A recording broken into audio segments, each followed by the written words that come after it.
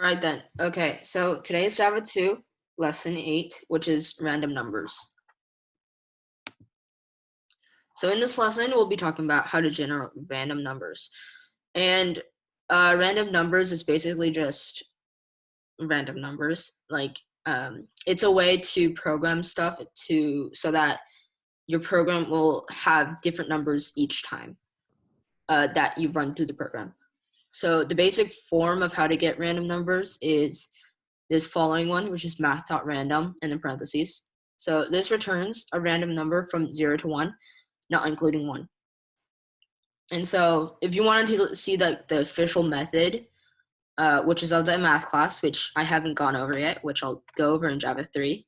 But if you ever learned, if you go to Java 3 and then you want to look back on this lesson to see understand the official method better, then this would be the official method.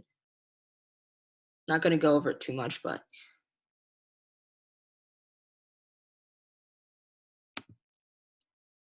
so an example of how to use this math.random is the following. So you can put it in a print statement, and then I think I have one too many parentheses here, but I'll fix it later. And so if you do math.random in here inside a print statement, and then you start executing it, the output would be like, make note that this is like a sample answer, since every single time you run through it, you're going to get different results. So it's very low chance that you're going to get exactly this answer. So I gave like three different answers that you could possibly get. And these are the following. I'm not going to read them since it's too long.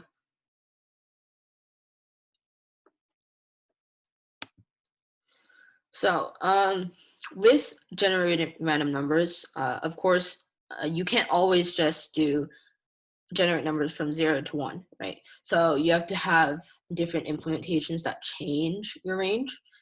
And so the following few slides are going to talk about how to do that.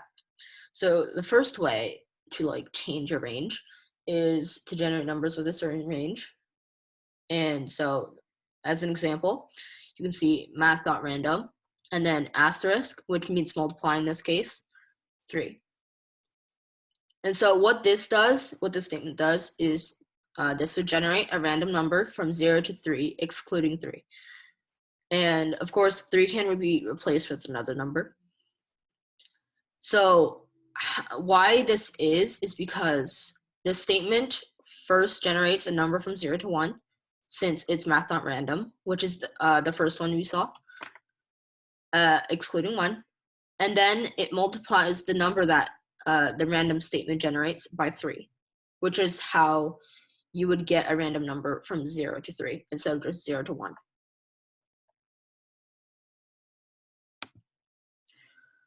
Again, to generate numbers with a certain range, a different way you could do it. So example would be, you can see here that it's still the math.random, except this time instead of multiplying, you add 5. And this generates a random number from 5 to 6. So this time it doesn't start at 0, it starts at 5 instead of just 0 and 1. And 5 can be replaced with another number, and this range, the 5 to 6, is also excluding 6. And the range is this because the statement first generates a random number from 0 to 1, excluding 1, and then it adds 5 to that number, which is how you get the 5 to 6.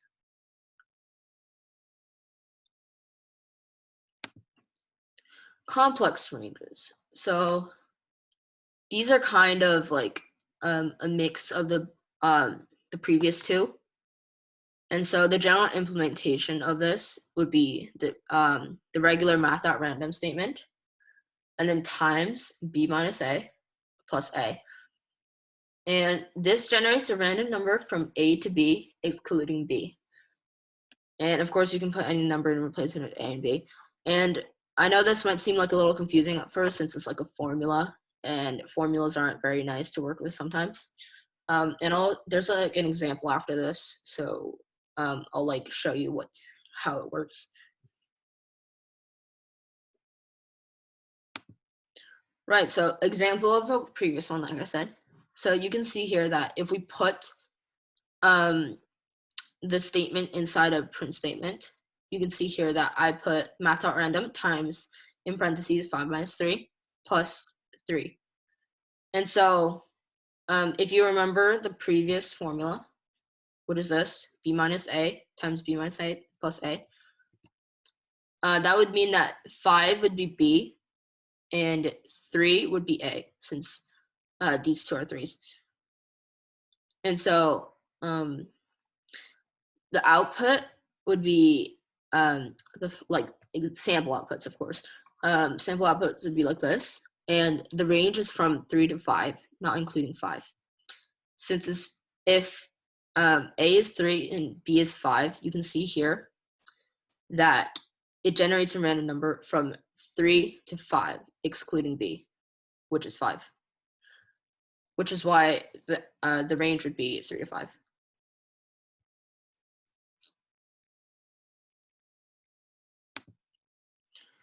Okay, next way you could do stuff is random integer.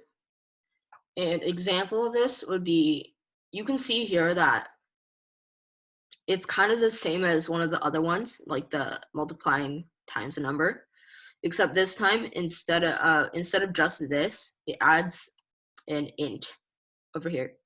And you can see how casting that we learned in the other lesson was really important, since without this, you can't really get random integers. So what this does is it generates a random integer from 0 to 9 inclusive. And 10 can be replaced with another number, of course. And again, this generates an integer instead of a double. So casting to an int is how you do this, so make sure you know casting well. And so what this does is, if we just look at this statement first, it has a range from 0 to 10, not including 10. And then whatever answer it generates, and remember, with only this statement, it generates a double.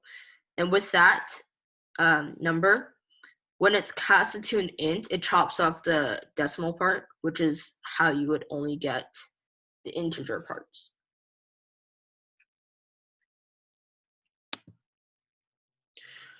So random integers to certain ranges, and kind of an extension of the other slide, like the previous slide. But so the general implementation for this would be the following. And of course, I'll have like an example after this to show. And you can see that this part from this k over here to this int over here, it's all the same as the previous slide. It just adds an n over here. So what this statement does is it generates a random integer from n to n plus k minus 1 inclusive. And I'll again, since formulas are a little bit confusing sometimes, I have an example following this, so I'll like talk through that. Again, you can replace k and n with any number.